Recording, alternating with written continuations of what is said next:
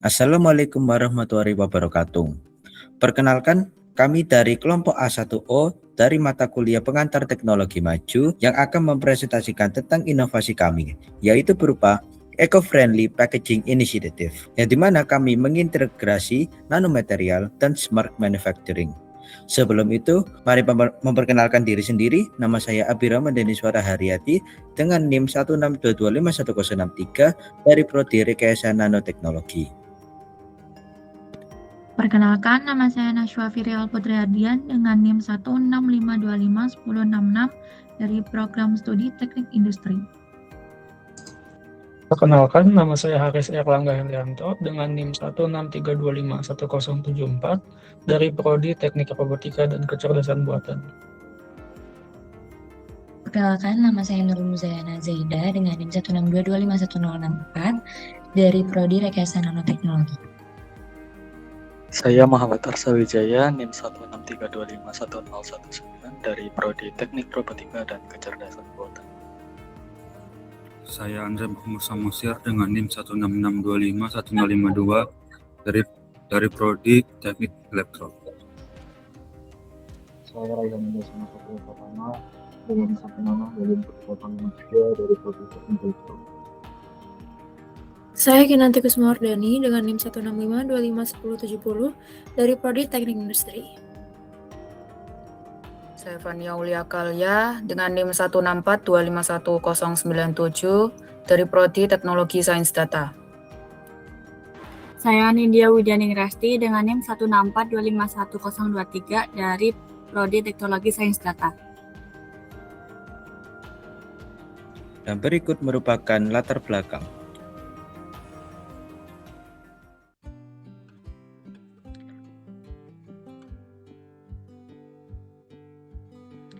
Untuk latar belakangnya yaitu pesatnya pertumbuhan industri e-commerce dan perdagangan digital beberapa tahun terakhir telah memicu lonjakan aktivitas yang signifikan pada sektor ekspedisi dan logistik yang berdampak pada peningkatan kebutuhan kemasan pengiriman atau packaging secara eksponensial. Di sisi lain, kesadaran global menuntut industri logistik untuk segera bertransisi menuju konsep green logistics, salah satunya melalui penggunaan kemasan ramah lingkungan atau eco-packaging seperti kertas berstruktur sarang lebah atau honeycomb paper wrap untuk menggantikan bubble wrap plastik. Kondisi ideal yang diharapkan adalah terciptanya ekosistem distribusi barang yang efisien, aman, serta bebas dari limbah plastik sekali pakai. Namun, realistis di lapangan menunjukkan adanya kesenjangan yang besar karena kemasan berbasis serat organik ini memiliki kelemahan fatal, yaitu rendahnya ketahanan terhadap air atau hidrofobisitas dan kelembapan. Ketika paket dihadapkan pada cuaca yang ekstrim, hujan atau kelembapan tinggi selama proses transportasi, struktur mekanis eco-packaging konvensional ini melepah sehingga berisiko tinggi merusak barang di dalamnya. Kerentanan ini diperparah oleh metode produksi tradisional yang kurang konsisten dalam mengaplikasikan lapisan pelindung, berbiaya tinggi, serta sulit merespon dinamika permintaan pasar yang fluktuatif, sehingga memaksa banyak perusahaan ekspedisi kembali memilih plastik konvensional demi keamanan barang.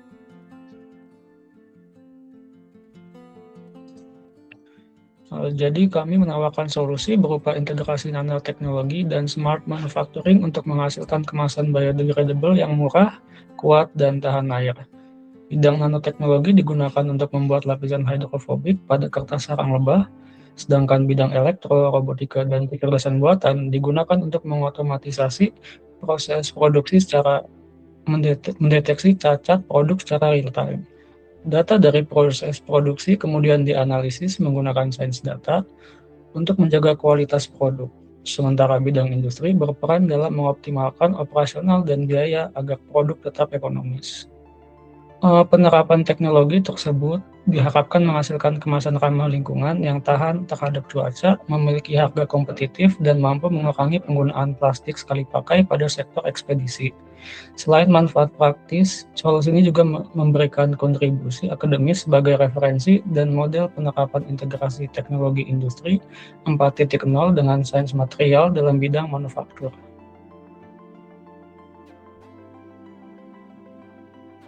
Selanjutnya adalah peran rekayasa nanoteknologi dalam masalah ini.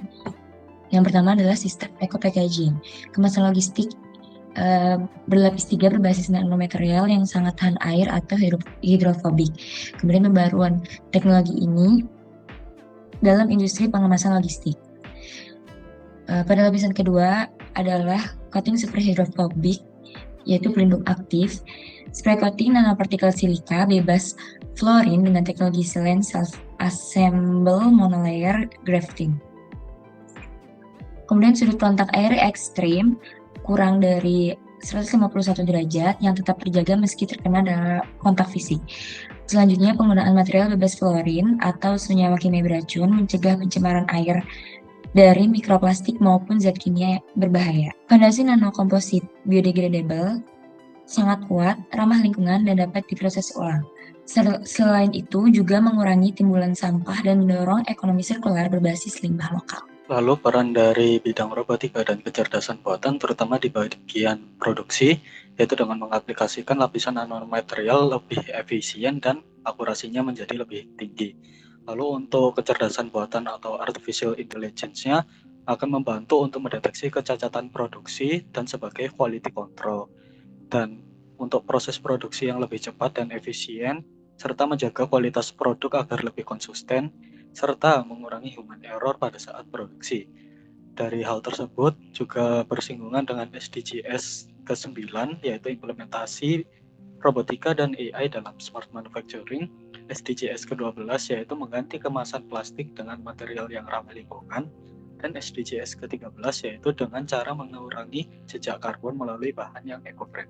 Dalam mendukung implementasi eco-packing tahan air berbasis nanomaterial, bidang teknik elektro berperan penting dalam pengembangan sistem otomasi, monitoring, dan kontrol pada proses smart manufacturing. Penerapan teknologi elektro memungkinkan seluruh proses produksi berjalan secara presisi, efisien, dan berkelanjutan, sehingga mampu meningkatkan kualitas produk sekaligus menekan konsumsi energi. Pada lini produksi, berbagai sensor elektronik seperti sensor ketebalan, lapisan, sensor kelembapan, dan sensor suhu digunakan untuk memantau kondisi proses pelapisan nanomaterial secara real-time. Data yang diperoleh sensor kemudian diproses oleh sistem microcontroller untuk mengendalikan aktuator dan menjaga parameter produksi tetap berada pada kondisi optimal. Dengan sistem kontrol tertutup, ketebalan lapisan hidrofobik dapat dijaga secara konsisten sehingga kualitas kemasan yang dihasilkan menjadi lebih seragam. Penerapan Internet of Things atau IoT memungkinkan seluruh peralatan produksi saling terhubung dalam satu jaringan industri dan operasional seperti konsumsi energi, kecepatan produksi, tingkat keberhasilan pelapisan, dan kondisi mesin dengan dipantau secara langsung melalui dashboard monitoring. Sistem ini memungkinkan operator melakukan tindakan preventif bila terjadi penurunan performa mesin atau penyimpangan proses produksi sehingga dapat menyelamatkan downtime dan meningkatkan efisiensi manufaktur.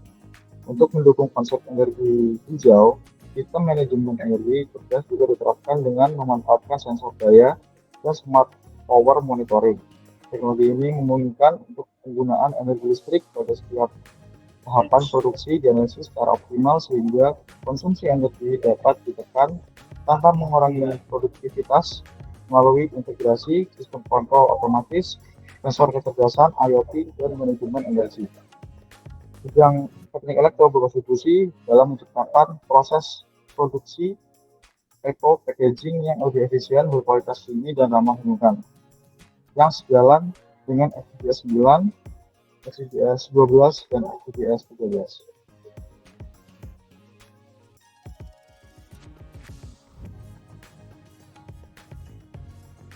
Baik, selanjutnya yaitu peran dari teknik industri sendiri.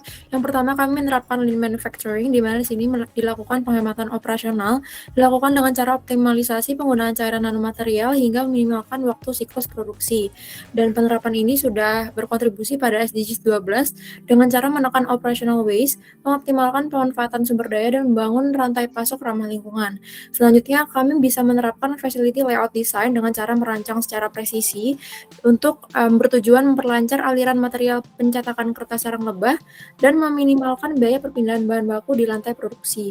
Dan ini sendiri sudah mendukung SDG 9 dengan cara pengembangan sistem produksi yang kokoh, inklusif, dan berkelanjutan berbasis teknologi industri 4.0. Dan selanjutnya yaitu ada penjaminan mutu atau quality control. Di sini kami merancang sistem SPC dengan metode Six Sigma untuk menetapkan batas toleransi kecacatan produk. Dan ini juga berkontribusi pada SDG 9 dengan cara modernisasi infrastruktur industri dan sistem logistik yang tangguh melalui integrasi teknologi cerdas untuk efisiensi sistem produksi. Dan yang terakhir, kami menerapkan standarisasi kelayakan ekonomi dengan cara menganalisis teknoekonomi. Dan ini dilakukan dengan cara perhitungan HPP, penentuan break-even point, dan estimasi pengembalian investasi untuk memastikan secara finansial. Dan untuk hal ini sendiri sudah mendukung dari SDG 8, yaitu dengan cara menganalisis kelayakan finansial yang komprehensif serta implementasi ergonomi dalam perancangan stasiun kerja.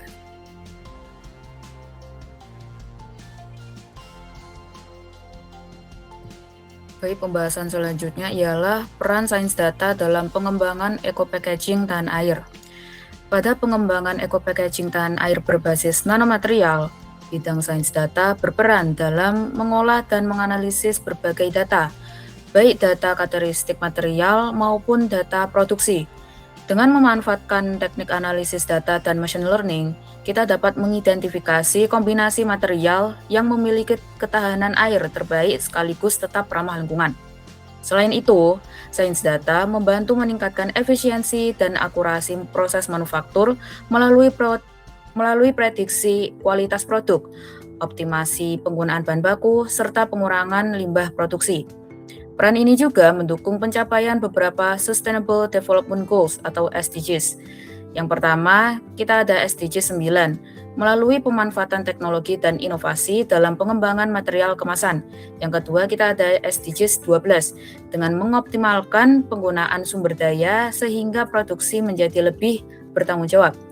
Dan yang terakhir, SDGs 13, yakni proses yang lebih efisien dan dapat membantu mengurangi limbah dan mengonsumsi energi yang berlebihan. Bisa di next.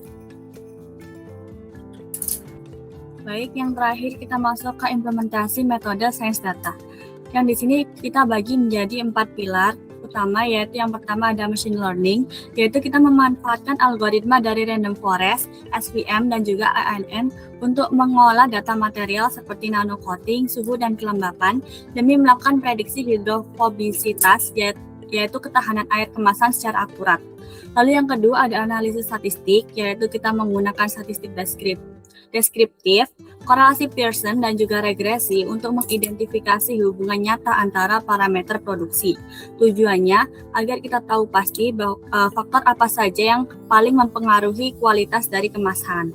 Lalu yang ketiga ada predictive analytics, yaitu integrasi data menghasilkan kemampuan untuk memprediksi performa kemasan sebelum uji fisik dilakukan, sekaligus melakukan optimasi parameter produksi agar lebih tepat sasaran tanpa trial dan error. Lalu yang keempat ada quality monitoring, yaitu untuk menjaga stabilitas. Kita menerapkan statistical process control (SPC) berbasis control chart.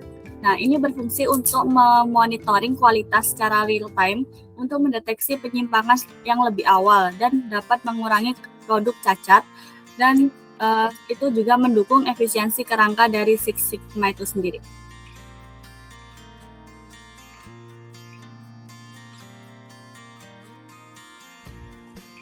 Baik, terima kasih. Tadi berupa presentasi kami dari kelompok A1O dari mata kuliah pengantar teknologi maju tentang Eco-Friendly Packaging Initiative, yang dimana kami mengintegrasi berbagai prodi dari TSD, TI, TE, TRKB, dan RN untuk membuat sebuah inovasi. Terima kasih sudah mendengarkan presentasi kami. Assalamualaikum warahmatullahi wabarakatuh.